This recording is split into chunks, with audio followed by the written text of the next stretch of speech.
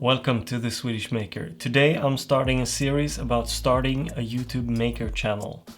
I started my channel back in March of 2019 and since then I have received a lot of questions about it, and also a lot of people reached out to tell me they were inspired to start their own channel. So I'm starting a 5-part series where I'll be talking about some of the things I've learned along the way and some of the things I wish I had done differently, and hopefully I can inspire some of you to start your own Maker channel or any other channel for that matter.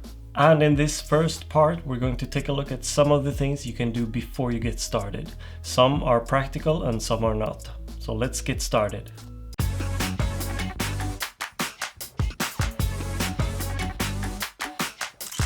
So you've realized you might want to start a channel. It might be YouTube, but it could also be for Twitch or Instagram or any other social media. Now the first thing you need to do is have a plan. To simplify, I made a list of 6 things to consider before you get started.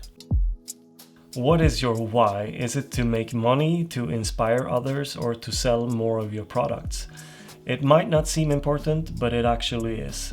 I never really had a goal for my channel from the start, so I had to define it along the way, and that can be confusing both to your audience and to yourself. So determine what is your why. When do you want to start? Decide when you're going to launch your channel. This will be a deadline for yourself, but don't put it too near in the future. Rather focus on making something that you're proud of than just throwing something out there. For one, if the quality is good, people tend to watch more of the video, and it'll also keep motivating you, because if you haven't put any effort to it, it is less likely you're going to continue. But don't expect it to be perfect from the start, because it never is. It is a long learning curve, so put your best effort to it and that will be enough.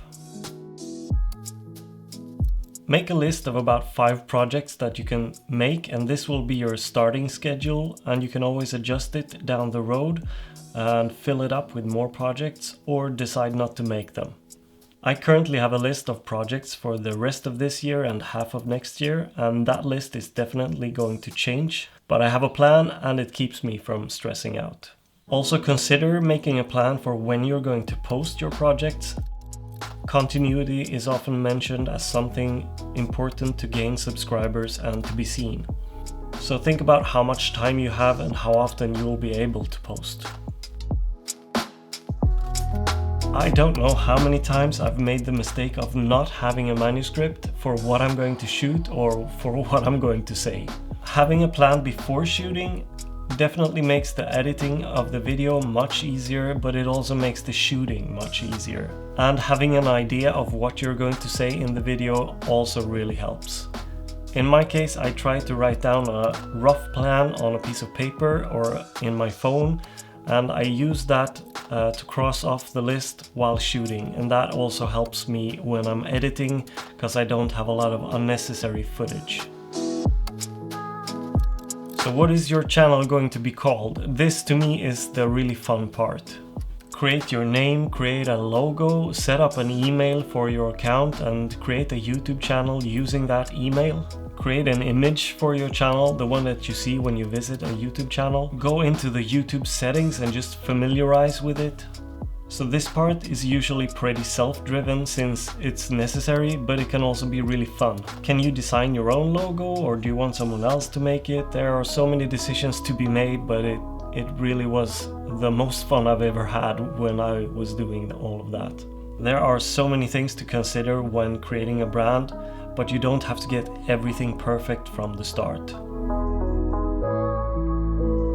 Dive into what you need to learn, and there are a ton of things you need to learn to create a YouTube channel, unless you're God, of course. Learn how to shoot a video, how to edit a video, how to make a thumbnail, and how to optimize your videos. For me, this came naturally as I was planning. I watched a ton of YouTube videos on all of these topics, and I couldn't wait to get started. For instance, I watched a lot of videos on how to make a thumbnail. So I took random objects around the house and took photos of them and started editing in Photoshop to learn it. Now, if you've done all the things I mentioned, you are well prepared to start shooting your first video. And once you've done that, start editing and preparing for your first release. Now it can of course look very professional from the start, but usually it doesn't, and a good advice is to visit some of the YouTubers that you follow right now and find their oldest video and watch it. For me, that helped me realize that it is a progression. For me, my first video was never released. I did shoot it and edit it, but it was too bad. But from making that first video, I learned how to make my second video, which is my first video on YouTube. And looking back on that video, I don't think it's good, but you have to start somewhere. I hope this 5-part series can help you somewhat to get started. In the next episode, I'll be talking about gear and what to focus on when you invest your money. Thanks for watching, subscribe if you haven't, and I will see you in the next one. Bye.